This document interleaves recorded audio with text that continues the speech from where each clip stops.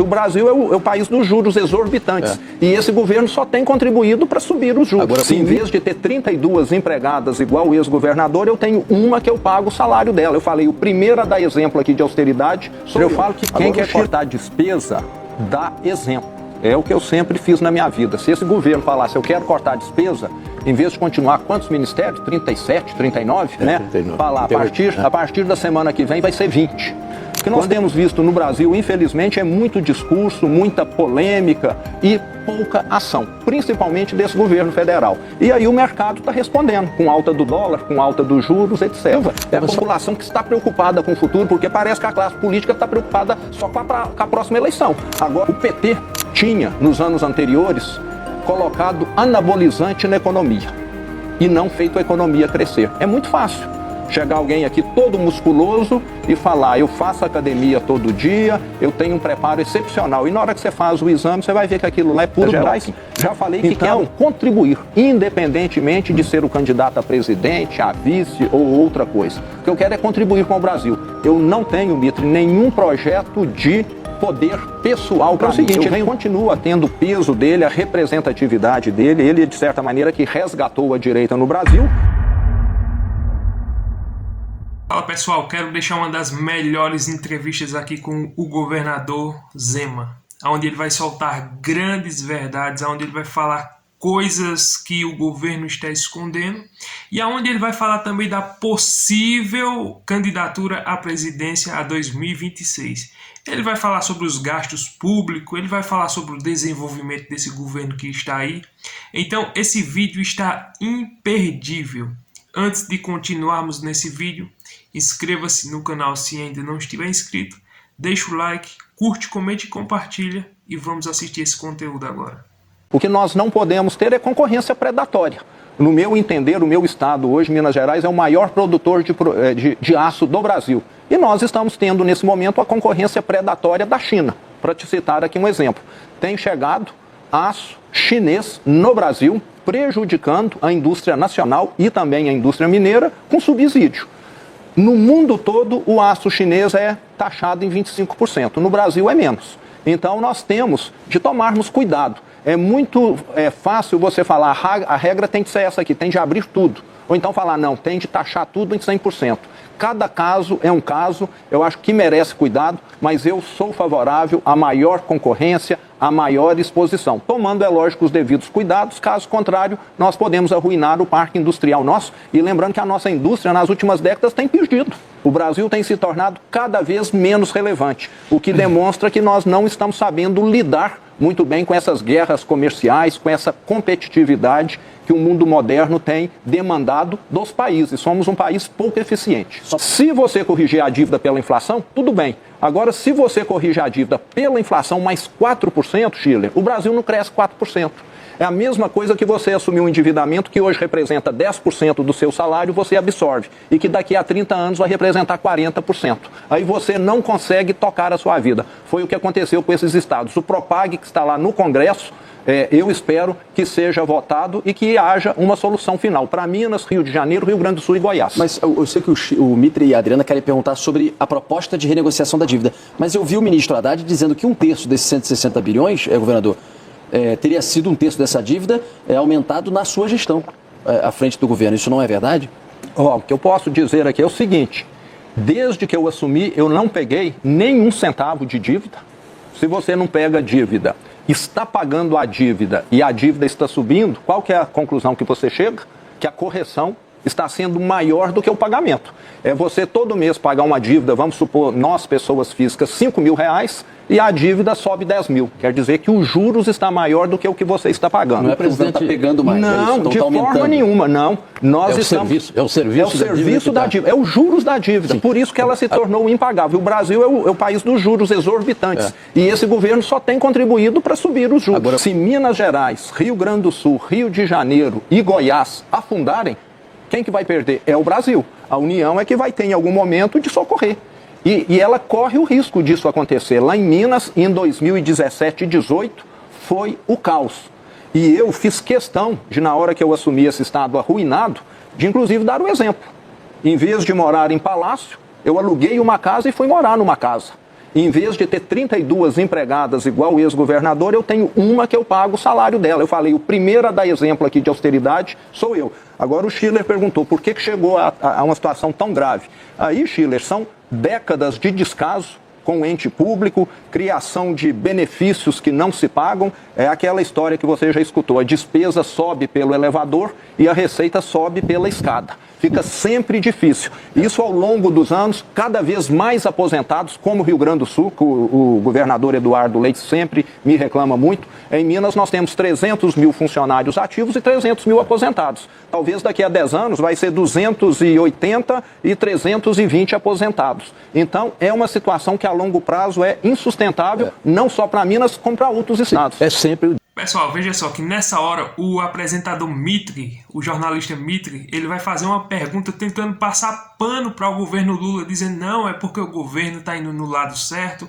O que você acha, governador? Será que o presidente Lula não está fazendo as coisas certas? E você vai ver a brilhante resposta do governador Zema a essa pergunta, a esse passador de pano, que é o Mitre, o jornalista da Band. Acompanha só. É sempre o desafio fiscal, né? É Sempre. um grande desafio. Hoje o Brasil está examinando o pacote do governo federal. Eu queria a sua opinião a respeito. Tem uma proposta de corte, né? 70 bilhões em 2 anos, 320 bilhões em 5 anos. Não é? Houve aquele equívoco, vamos chamar de equívoco, que o governo propôs aquela redução de imposto ao mesmo tempo, agora parece que está separado. Mas, enfim, tudo indica que o que foi apresentado até agora é insatisfatório, mas está no caminho certo. Como é que o senhor avalia isso? Ô Mitre, eu falo que quem quer cortar despesa dá exemplo. É o que eu sempre fiz na minha vida. Se esse governo falasse, eu quero cortar despesa, em vez de continuar quantos ministérios? 37, 39, né? 39. Falar, 38, a partir da semana que vem vai ser 20. Quando eu assumi eram 21 secretarias, eu cortei para 14. Tem muitas prefeituras Brasil afora que tem mais de 14 secretarias. Eu toco um estado com 21 milhões de habitantes com 14 secretarias. E melhoramos todos os indicadores de políticas públicas. O que nós temos visto no Brasil, infelizmente, é muito discurso, muita polêmica e pouca ação, principalmente desse governo federal. E aí o mercado está respondendo, com alta do dólar, com alta dos juros, etc. Mas só lembrando que, enquanto isso, o desemprego está diminuindo, não é?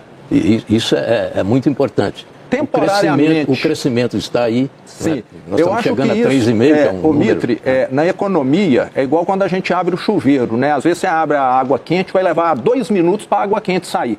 Quando você faz uma ação econômica, leva 2, 3 anos para ela, às vezes, surtir efeito. Na minha opinião, nós estamos assistindo hoje o reflexo da reforma trabalhista de 6 anos atrás do governo Temer, provavelmente. O reflexos das reformas que o governo Bolsonaro trouxe e que esse governo está desmontando. O que me preocupa é o futuro, e o mercado precifica o futuro. E o que o mercado está precificando, e quando falam mal do mercado, o mercado é a população ativa, é a população que está preocupada com o futuro, porque parece que a classe política está preocupada só com a próxima eleição. Agora, quem é da indústria, quem é do comércio, quem é da agricultura está preocupado com o futuro e está falando esse tipo de ação desse governo federal não vai dar certo no futuro. Daí, aumento de juros, de dólar, etc. Veja também essa outra jornalista tentando passar pano para o governo, dizendo, não, mas você acha que não tem nenhum DNA do governo Lula? E você vai ver a brilhante resposta também do governador Zema a essa jornalista que tentou, de alguma forma, passar pano para o governo para dizer, não, o governo está indo muito bem. Mas veja só essa resposta do governador Zema. O senhor acha, governador, que nesse crescimento que o Mitre citou, que na geração de empregos não tem nada do DNA do governo Lula? Eu falo que 2015, 16, eu era empresário. Em 2015 e 16, Adriana. E, naquele momento, eu tive de reduzir o quadro da empresa que eu presidia em 2.500 funcionários. Foram os 2 piores anos da minha vida. Ou eu reduzia, ou a empresa quebrava. E eu tive de reduzir. Naqueles 2 anos, eu cheguei à conclusão que o PT tinha, nos anos anteriores, colocado anabolizante na economia e não feito a economia crescer. É muito fácil chegar alguém aqui todo musculoso e falar, eu faço academia todo dia, eu tenho um preparo excepcional. E na hora que você faz o exame, você vai ver que aquilo lá é puro doping. Então... Mas o que o senhor chama de doping? Ou de anabolizante? Bolsa Família, por exemplo? Não, o que eu chamo de doping é esse gasto excessivo, é essa não preocupação com austeridade, é achar que quanto mais se gasta, melhor será o crescimento econômico, o desenvolvimento. Que país que cresceu só gastando e esbanjando recurso? Nenhum. Aqui no Brasil, nesse governo federal atual, nós não temos preocupação com a eficiência da máquina estatal. Nós tínhamos que ter feito primeiro uma reforma administrativa para só depois ir para uma reforma tributária. Como você vai determinar o que precisa arrecadar sem ter feito a lição dentro de casa primeiro? Então há uma confusão de meio e fim que confunde tudo. E crescimento econômico sustentável é quando você olha que o mercado está precificando queda nos juros. Isso sim é saudável para o futuro. Quando você olha que está tendo mais investimentos na economia, no Brasil o investimento só tem tido queda.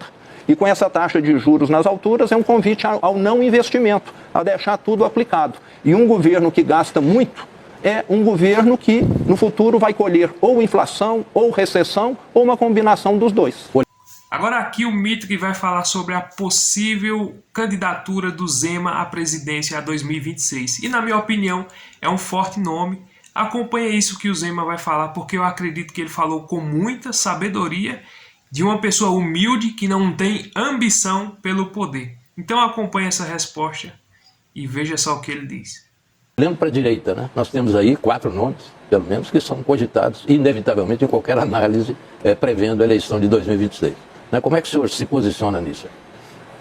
Bom, Mitri, nós, governadores de direita, centro-direita, temos sempre mantido contato.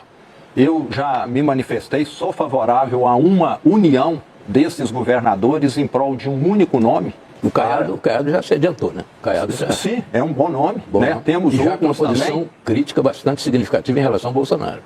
Né? Ele esteve aqui, essa questão, por exemplo, do golpe, ele pegou esse relatório da Polícia Federal e praticamente mudou de posição. Ele está numa posição crítica, né, bastante clara, contra o Bolsonaro e acreditando numa outra direita. Como é que o senhor vê essa posição dele? Correto. Bom, como eu estava dizendo, o que eu espero é que esses governadores de direita, centro-direita, caminhem juntos, superem questões partidárias, superem questões de ego e apoiem um nome único, que nesse momento eu não saberia qual seria. Acho que as pesquisas têm de apontar, os partidos têm de debater quais são os mais viáveis. E eu, que encerro o meu ciclo de 8 anos, não posso mais me reeleger em Minas Gerais, já falei que quero contribuir, independentemente de ser o candidato a presidente, a vice ou outra coisa. O que eu quero é contribuir com o Brasil. Eu não tenho, Mitri, nenhum projeto de poder pessoal para mim. Eu venho do setor privado, fui eleito governador de Minas Gerais contra todas as chances, tive de abandonar lá os negócios que eu administrava, então eu tenho muito o que fazer se não for eleito. Mas eu quero estar participando ativamente, porque tem muita sujeira para ser varrida lá em Brasília, muita ineficiência, e eu faço questão de estar ajudando nessa limpeza lá. Entendi. O senhor não vê possibilidade de uma divisão nessa direita? Caiado acha que sim, né? O Caiado Você deixaria ser vice do Caiado ou do Tarcísio Freitas, por exemplo? Eu quero participar do projeto que é ajudar o Brasil. Bom, Minas não vai ficar fora dessas cogitações. Eu vou estar participando do meu vice-governador, candidato a governo de Minas, vou apoiá-lo. Eu já reservei o ano de 26 para isso, para apoiar um bom candidato em Minas e um bom candidato a presidente. Agora nós precisamos ver como que esse quebra-cabeça vai ser montado. É muito prematuro no momento. Eu espero, diferente do que o Caiado comentou aqui, que você está dizendo, que todos caminhem junto. Não estou dizendo que isso é possível ou impossível, não. O ideal é essa união da direita. E a situação do ex-presidente Bolsonaro? Como é que o senhor avalia hoje, depois de tudo isso aí, essas investigações avançando, novidade todo dia, ele inelegível? Como é que o senhor vê a força eleitoral do Bolsonaro? Sim. Bom, eu não tive acesso e nem vou ter tempo de ler 800 páginas de um processo, então para mim é muito difícil analisar. O que eu posso te dizer é o seguinte, ele continua tendo o peso dele, a representatividade dele, ele de certa maneira que resgatou a direita no Brasil. Agora sou favorável a toda apuração, ninguém pode fazer algo ilegal e não ser apurado, e sou favorável também a todo o direito de defesa que qualquer brasileiro tenha. E vamos aguardar a decisão da justiça aí, é prematuro da minha parte agora qualquer opinião sobre isso. Pois é, pessoal, na minha opinião, o governador Zema é um governador que, de fato, ele pode representar a direita em 2026, caso o Jair Bolsonaro não esteja elegível para disputar a presidência da República, que, na minha opinião, eu acho que vai ser um pouco difícil dele reverter esse quadro que aí está. Mas existem alguns nomes, mas, na minha opinião, a direita ela deve se unir Ou seja, todos os governadores de direita, os deputados, senadores, devem se unir, como disse o governador Zema, para apoiar um nome e não fazer uma divisão como nós já estamos vendo alguns aí, a exemplo daquele governador do Mato Grosso, que é o governador Caiado, já está querendo se dividir. Isso não é bom para a direita. Enquanto o Lula é o único candidato e o único nome para 2026, provavelmente ele vai tentar a reeleição, a direita está nessa polarização dividida. Isso não é bom, isso só leva à derrota. Mas, na minha opinião, se o Zema vier candidato a presidente, eu acho que é um bom nome. E eu acho, na minha opinião, que é até melhor do que o governador de São Paulo, que é o governador Tarcísio. Então eu não sei o que você pensa e o que você acha daqui para lá. O meu candidato é o Jair Bolsonaro. Caso ele não venha, o meu segundo candidato é o governador Zema. Mas daqui para lá ainda tem muito chão. Vamos esperar para ver o que vai acontecer. Se você gostou desse vídeo, deixe seu like, curte, comente, se inscreva. E até o próximo vídeo, se Deus permitir.